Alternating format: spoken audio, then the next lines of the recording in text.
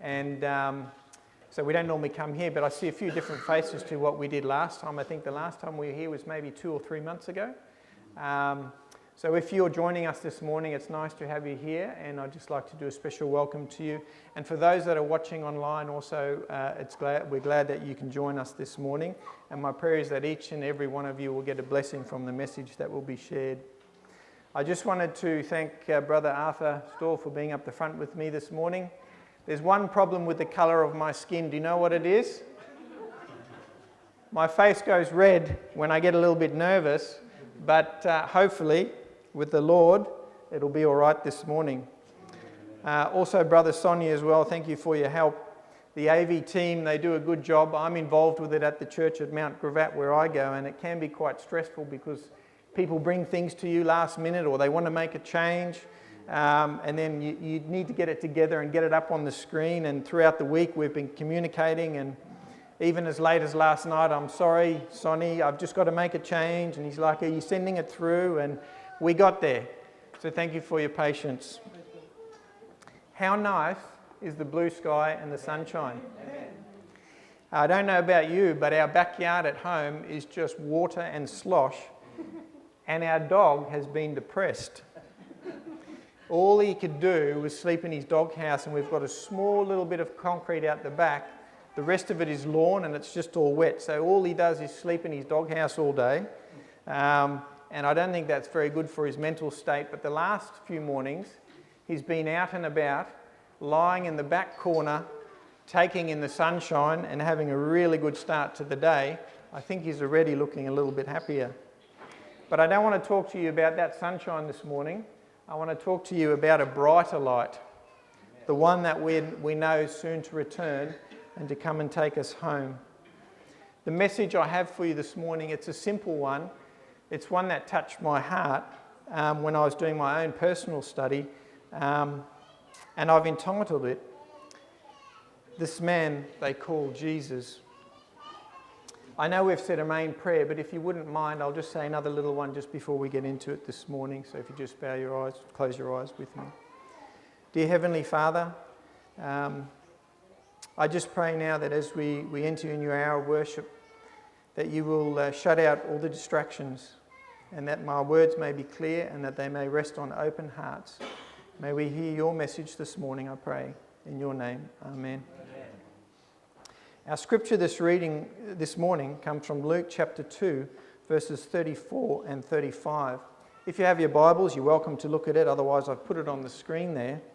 That's Luke chapter 2, verses 34 and 35. And it says, Then Simeon blessed them and said to Mary, his mother, This child is destined to cause the falling and the rising of many in Israel, and to be a sign that will be spoken against, so that the thoughts of many hearts will be revealed, and a sword will pierce your own soul too. Just to paint the picture around this verse a little bit more, so that we understand what's happening here, as it was written in the law after giving birth, once the days of a mother's purification were over, whether it was a female or a male child, the baby was to be brought to the temple to be dedicated to the Lord. Along with the baby, she was to bring a lamb that was in its first year of life for the burnt offering, and a young pigeon or a turtle dove as a sin offering. However, if she was poor and not able to bring a lamb, she was allowed to bring 2 turtle doves or 2 pigeons, one as a burnt offering and the other as a sin offering. The purpose of the burnt offering was to make atonement for the sin that of that person, and in doing so, to gain God's acceptance. The sin offering in the Hebrew literally means fault offering. It was for the sins committed in ignorance or for unintentional sins. And so Joseph and Mary had brought baby Jesus to the temple to be dedicated. And it was while they were there that the Bible tells us about a man named Simeon. If you would look up with me Luke chapter 2, verse 25 to 33, we'll just look at a few verses about Simeon and who he was. That's Luke chapter 2, verses 25 to 33. When you have it, let me know and I'll read them.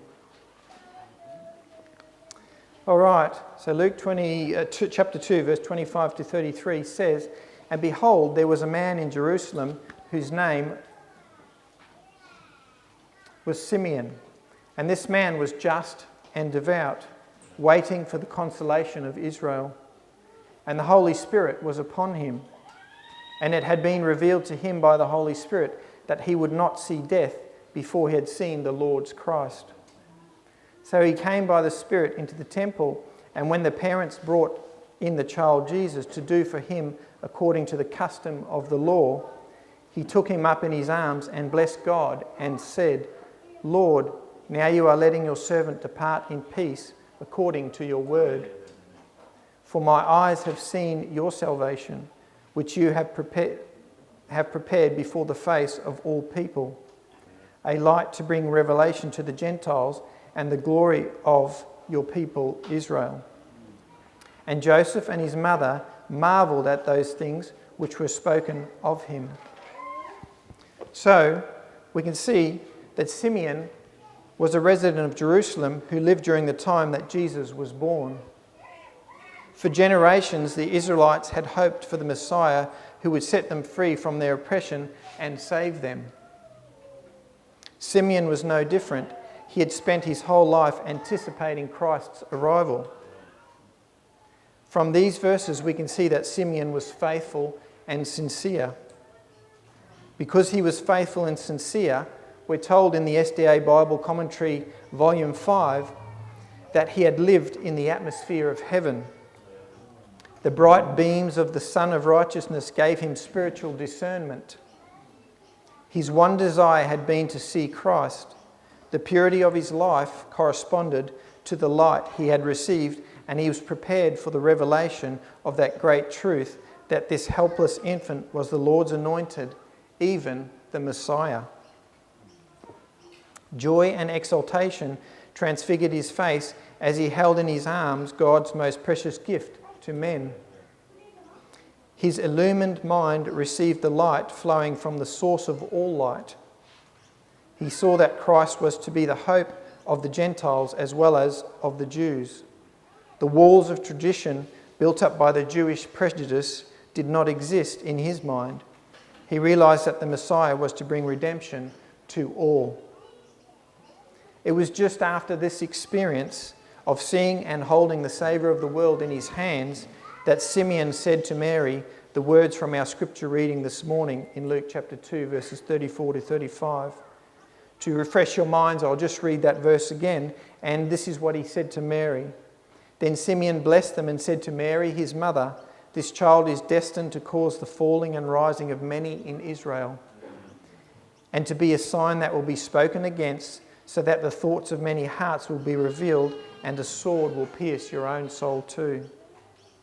From these verses, we can gather that this baby Jesus was going to do three things. Number one, he would cause the falling and rising of many.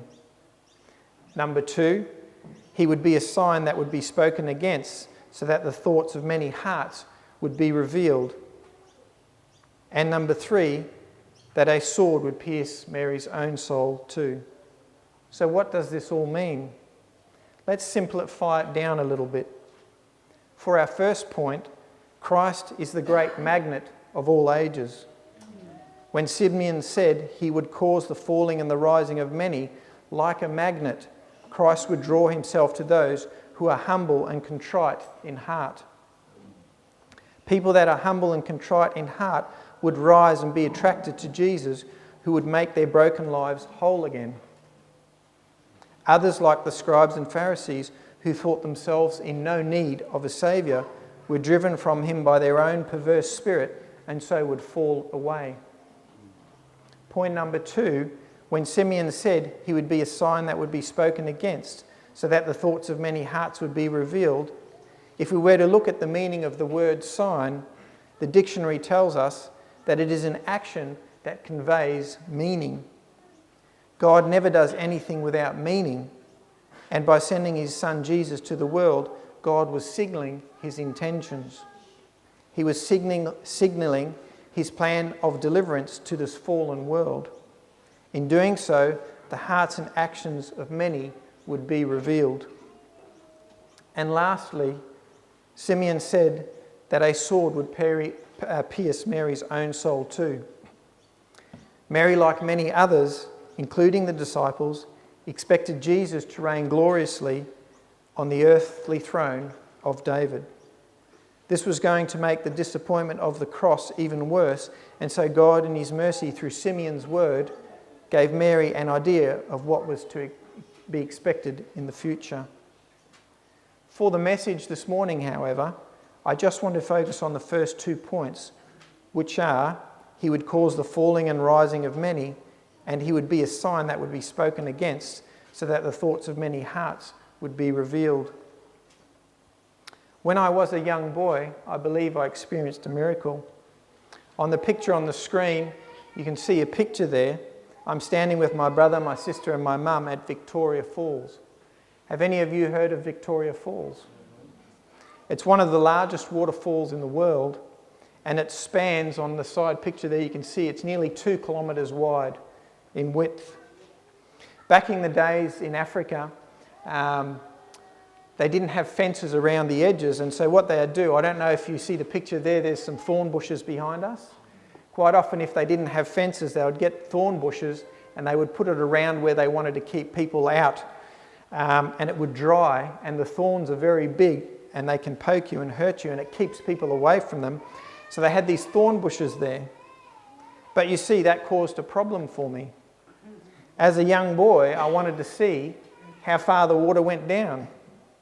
And so I went up to the thorn bush and I tried to lean over to see over, and I remember myself starting to go, but then somehow I was pushed back. And I believe it was a miracle.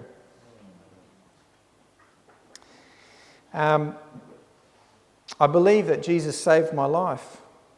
I'll pick up on this story a little bit later in the message, but for now, I just want you to know that Jesus Christ still has the power to save lives today. Do you believe it? If so, what are you doing with this man they call Jesus today? To help with this question, I want to look at a few people in the Bible who had encounters with Jesus and see how their lives were changed. First of all, let's look at the man named Nicodemus. Again, I haven't put all of these words on the screen, so if you turn with me to John chapter 3, verses 3 to 17, we'll just have a look a little bit about Nicodemus and the experience he had with Jesus. That's John chapter 3, verses 1 to 17.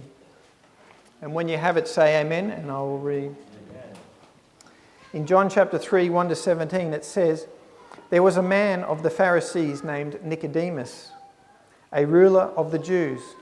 This man came to Jesus by night and said to him, 'Rabbi, we know that you are a teacher come from God, for no one can do these signs that you do unless God is with him.' Jesus answered and said to him, 'Most assuredly, I say to you, unless one is born again, he cannot see the kingdom of God.' Nicodemus said to him, 'How can a man be born when he is old? Can he enter a second time into his mother's womb and be born?' Jesus answered, 'Most assuredly I say to you, unless one is born of water and the Spirit, he cannot enter the kingdom of God. That which is born of the flesh is flesh, and that which is born of the Spirit is spirit. Do not marvel that I said to you, you must be born again. The wind blows where it wishes, and you hear the sound of it, but cannot tell where it comes from and where it goes. So is everyone who is born of the Spirit.' Nicodemus answered and said to him, 'How can these things be?' Jesus answered and said to him, 'Are you the teacher of Israel, and you do not know these things? Most assuredly I say to you, we speak what we know and testify what we have seen, and you do not receive our witness. If I have told you earthly things and you do not believe, how will you believe if I tell you heavenly things?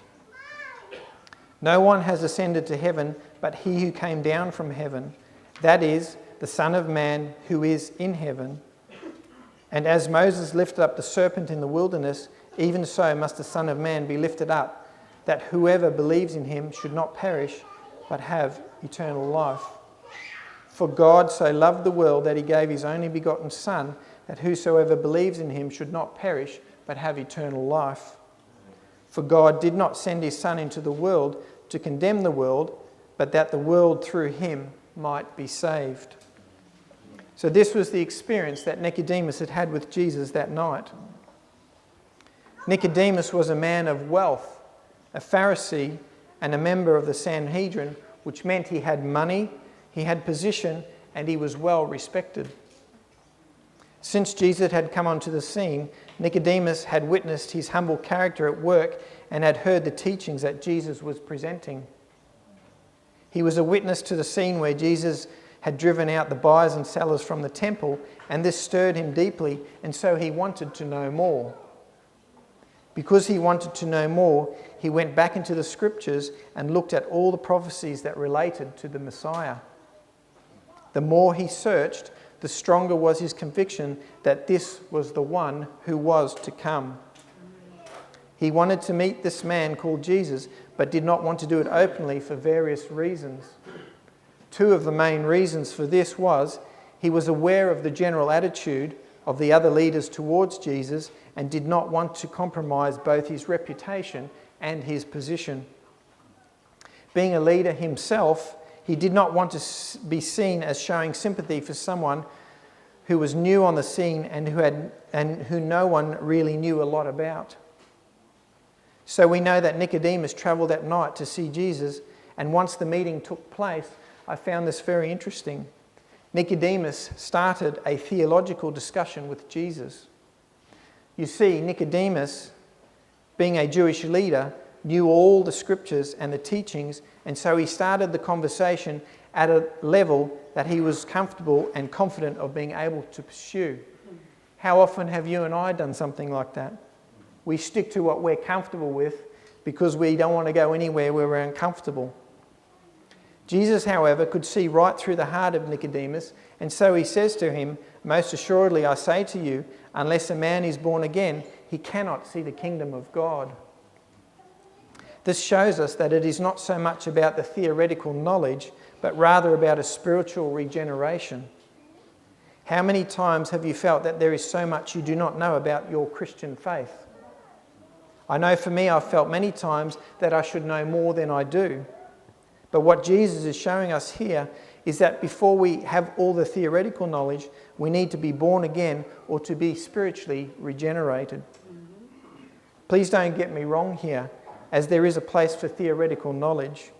We need to be good students of the Bible, and we need to be able to explain things to people when they are searching, but only after we have had a spiritual regeneration. Amen. Through the discussion with Nicodemus, Jesus was able to plant the seed that would eventually bring a bountiful harvest. It took 3 years to eventuate, but many times, because of Nicodemus's position, he was able to prevent the plans of the other leaders to bring Jesus' labours to an end.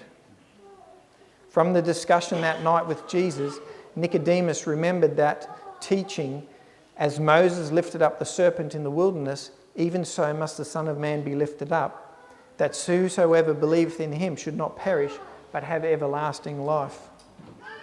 When Jesus hung upon that cross, the light from that secret meeting illumined the cross upon Calvary, and Nicodemus saw in Jesus the world's Redeemer. It was after Jesus had ascended into heaven, when the disciples were scattered because of persecution, that Nicodemus stood up for Jesus. Because of his money, he was able to sustain the early church. He encouraged the faith of the disciples, and he stood as firm as a rock. Because of his stance, he became abused, rejected, and persecuted by the people that had respected his position.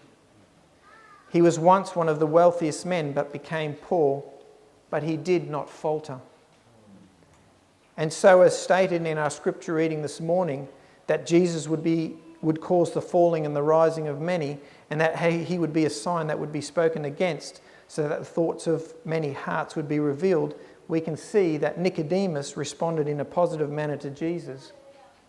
He was drawn to Christ, and the thoughts of his heart were finally revealed.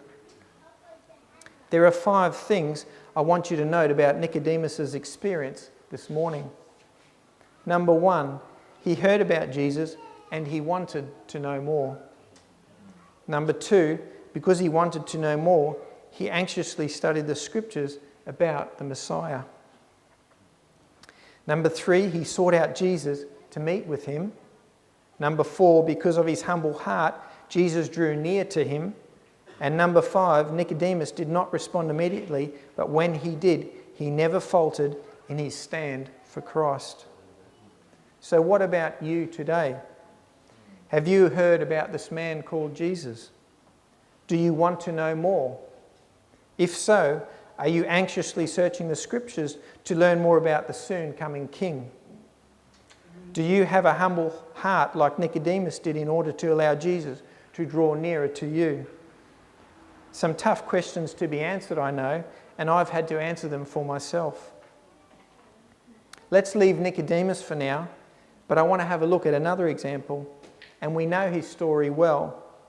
It's one of those stories we have been told from a young age, and it is about the man named Zacchaeus. Again, if you look up with me in Luke chapter 19, verses 1 to 10, it'll explain Zacchaeus' story. That's Luke chapter 19, verses 1 to 10.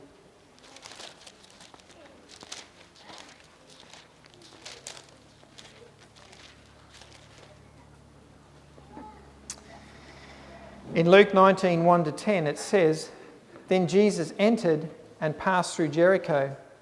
Now behold, there was a man named Zacchaeus, who was a chief tax collector, and he was rich. And he sought to see who Jesus was, but could not because of the crowd, for he was short in stature. So he ran ahead and climbed up into a sycamore tree to see Jesus, for he was going to pass that way.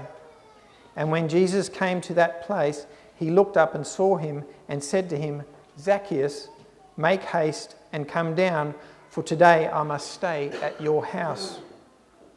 So he made haste and came down and received him joyfully. But when they saw it, they all complained, saying, 'He has gone to be a guest with a man who is a sinner.'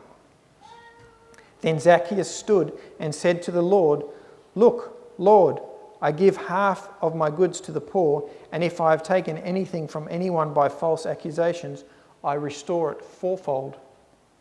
And Jesus said to him, 'Today salvation has come to this house, because he also is a son of Abraham.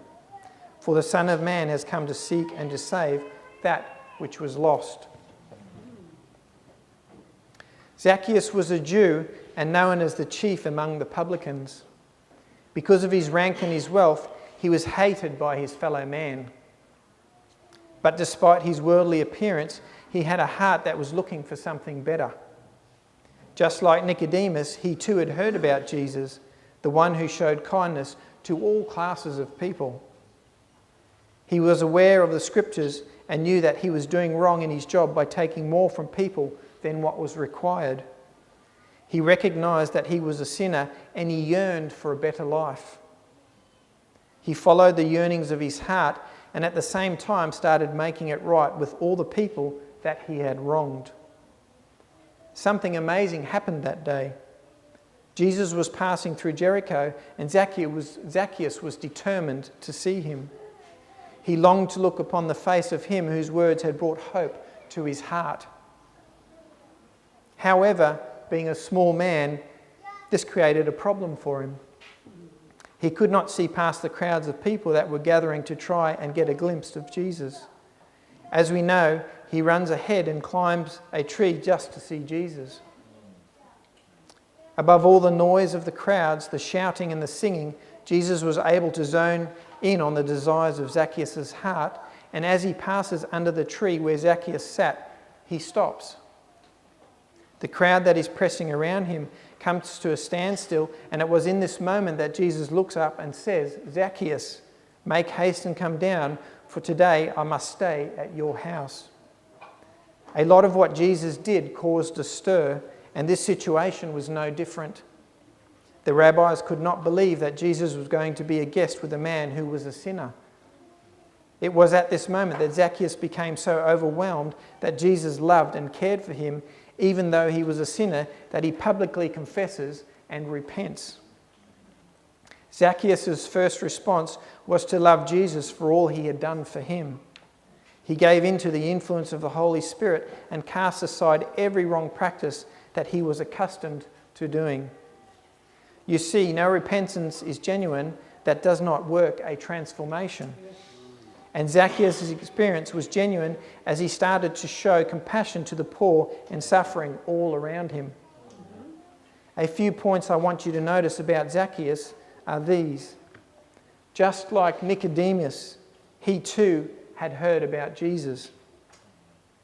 He knew that he was doing wrong and he recognised that he was a sinner. He longed for a better life.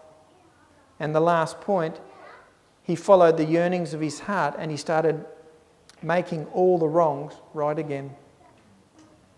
And so once again, as stated in our scripture reading this morning, that Jesus would cause the falling and the rising of many, and that he would be a sign that would be spoken against so that the thoughts of many hearts would be revealed, we can see that Zacchaeus also responded in a positive manner to Jesus.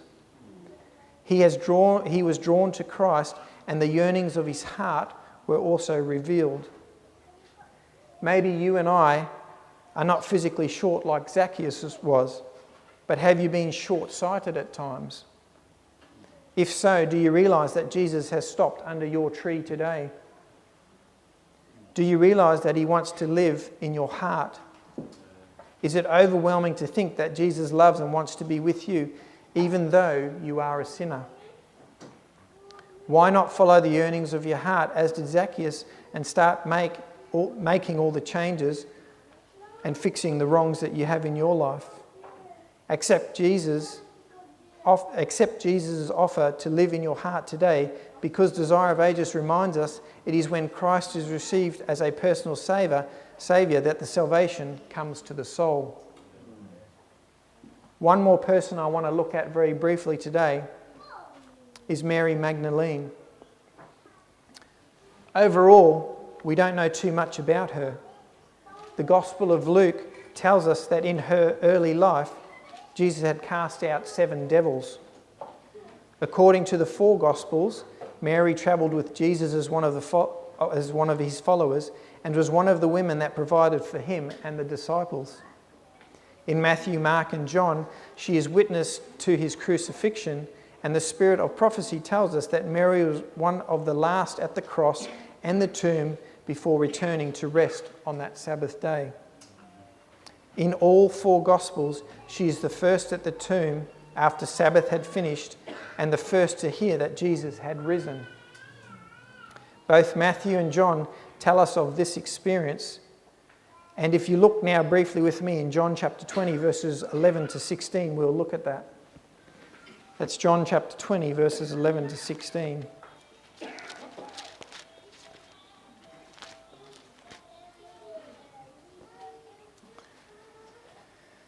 And it says, "But Mary stood outside by the tomb weeping. And as she wept, she stooped down and looked into the tomb. And she saw 2 angels in white sitting, one at the head and the other at the feet where the body of Jesus had lain. Then they said to her, 'Women, why are you weeping?' She said to them, 'Because they have taken away my Lord, and I do not know where they have laid him.' Now when she had said this, she turned around and saw Jesus standing there and did not know that it was Jesus. Jesus said to her, 'Woman, why are you weeping? Whom are you seeking?' She, supposing him to be the gardener, said to him, 'Sir, if you have carried him away, tell me where you have laid him, and I will take him away.' Jesus said to her, 'Mary.' She turned and said to him, 'Rabboni,' which is to say, teacher." For Mary, her experience with Jesus had all started when he cast out those 7 demons. I cannot begin to imagine the freedom she must have felt as she was no longer teased, taunted and terrified. Her life was changed forever and she became a devoted follower of Jesus wherever he went. In this instance, I like to think that maybe Mary was so overwhelmed with emotion because of all that had happened over the last few days that she did not recognise Jesus. Don't forget that she had witnessed her Saviour being put to death in the cruelest of ways. The mockings, the accusations, the beatings, and then the crucifixion were all too much. And now, as if to add salt to the wound, someone had taken away the body of Jesus. It was only when Jesus called her by name that she recognised who he was. Once again, we can see, as stated in the scripture reading, that Jesus would cause the falling and rising of many, and that he would be a sign that would be spoken against, so that the thoughts of many hearts would be revealed. When Jesus had cast out those 7 demons from Mary, how could she not give her life to him forevermore? Her actions showed the thoughts of her heart, and she loved and followed her Saviour wherever he went. Have you ever felt so overwhelmed and helpless that you do not know what to do? Has that experience clouded your ability to see Jesus for who he really is today? If so, the good news for you is that Jesus knows who you are and he has called you by name. Isaiah 43 verses 1 to 3 reminds us of this, and it says, and if you wanted to look that up, that's Isaiah 43 verses 1 to 3. But now, says the Lord, who created you, O Jacob, and he who formed you, O Israel, fear not, for I have redeemed you. I have called you by name. You are mine. When you pass through the waters, I will be with you. And through the rivers, they shall not overflow you. When you walk through the fire, you shall not be burned, nor shall the flame scorch you. For I am the Lord your God, the Holy One of Israel, your Saviour. There are many other examples in the Bible where we could have looked at people that have fallen away because they had hardened hearts and their hearts were full of pride. But I wanted to focus on the lives that were drawn to Christ and changed forever. At the start of the message today, we have briefly spoken about Simeon. However, on the day that Jesus was brought to the temple to be dedicated, the Bible specifically mentions one other person. We can assume that Joseph and Mary were present along with a priest, but the other person besides Simeon was Anna, the prophetess. All we know of her is found in the 3 verses of Luke chapter 2, verses 36 to 38. So if you turn there now with me to Luke chapter 2, verses 36 to 38.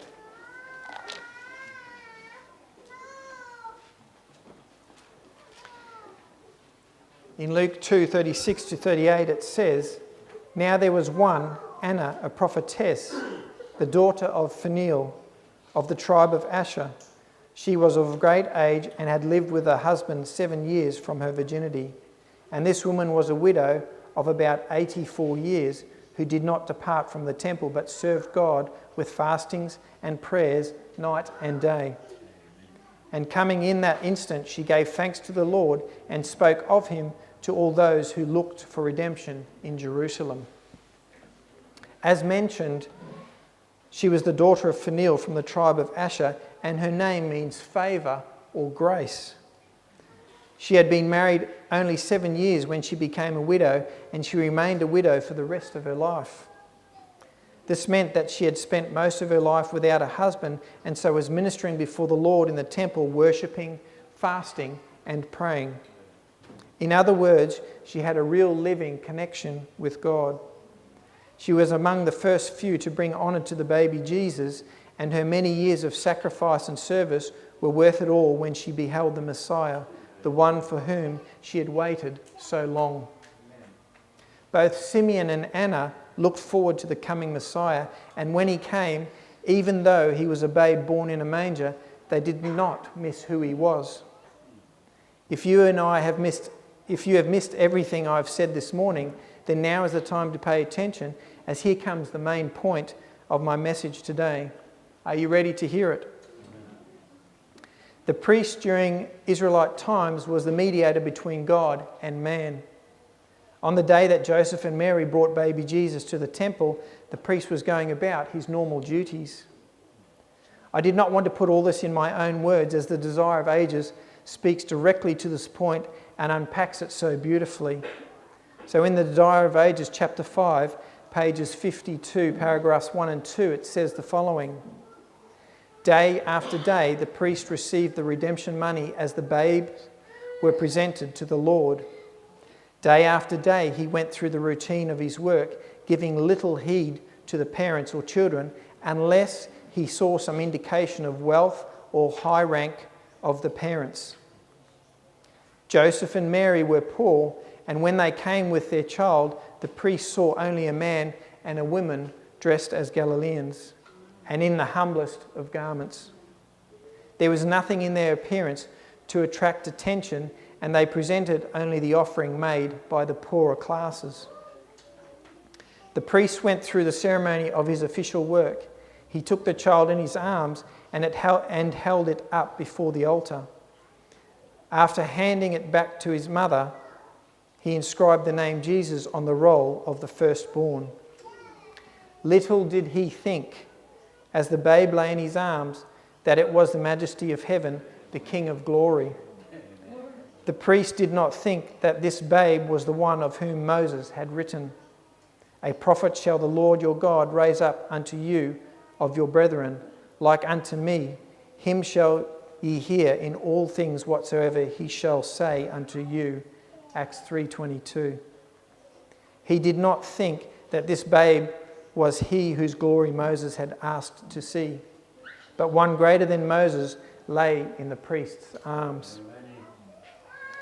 Spiritual things are spiritually discerned, and you would think that if anyone was going to recognize the coming Messiah, the one who would take away the sins of the world, it would be the priest. But here he is doing God's work in God's temple, and he totally missed baby Jesus, the Saviour of the world. This was a big wow moment for me. Do you think that maybe we could be in a similar position as the priest? I will leave that question for you to answer by yourself. But if that is not confronting enough, Desire of Ages again brings it right to our time, our place, and right here. Chapter 5, page 56 and paragraph 1 tells us, "So it is still. Events upon which the attention of all heaven is centred are undiscerned. Their very occurrence is unnoticed by religious leaders and worshippers in the house of God. Men acknowledge Christ in history while they turn away from the living Christ. Christ in his word calling to self-sacrifice, in the poor and suffering who plead for relief, in the righteous cause that involves poverty and toil and reproach, is no more readily received today than he was 1800 years ago. If that does not make you stop and think, then I don't know what will. Do we just acknowledge Christ in history and then turn away from the living Christ today? Jesus still has power to change lives. By sending Jesus to this world as a babe, God was signalling to the universe his intentions to save this fallen race. In doing this, the hearts and actions of many would be revealed. There would be a falling and a rising of many. With Nicodemus, a seed was planted which took time to grow, but in the end he stood for Jesus, no matter the cost. With Zacchaeus, he recognised he was a sinner and he yearned for a better life, which he did receive. With Mary, even though she followed Jesus everywhere, she was so overwhelmed with his death on the cross that she did not recognise the risen Lord. Jesus in his mercy called her by name, and instantly she recognised him. Simeon was so faithful and sincere that he could determine the leading of the Holy Spirit in his life. He spent his life anticipating Christ's arrival, and he got to hold the Saviour of the world in his hands. And so now it comes down to you and to me. We have heard about him, we have read about him, and we have even experienced him. Right now, we have him in our hands, but what are we doing with him? As you contemplate the message this morning, I want you to listen to the words of the song, I found by the Vocal Brothers called This Man. And some of you may know them. They come from Fiji. But I found the words quite relevant to the message this morning. So just contemplate the words now as we just have the Vocal Brothers sing this to us.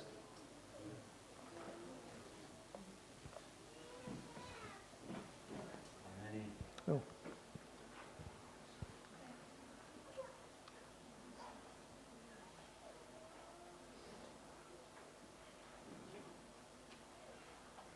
Sorry, we're getting it up.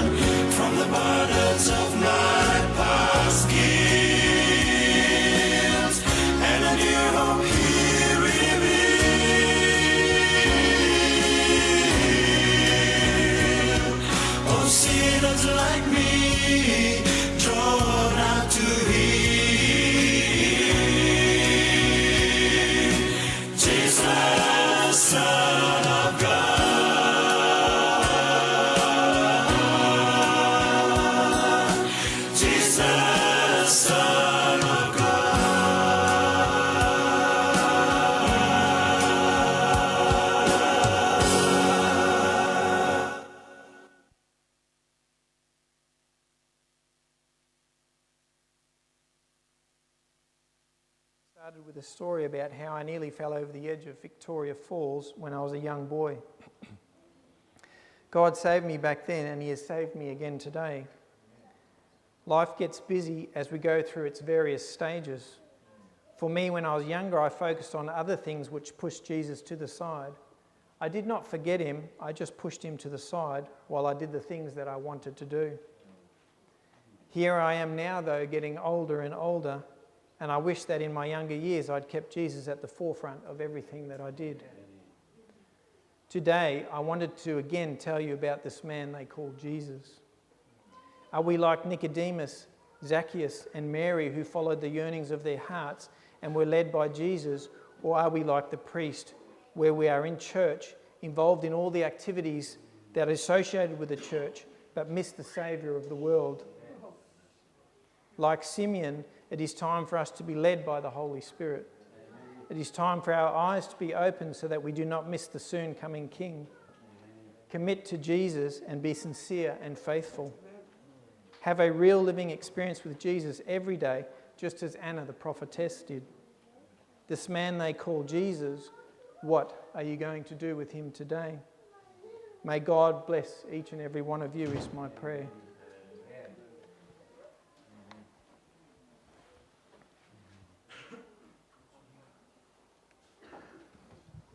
Well, we have the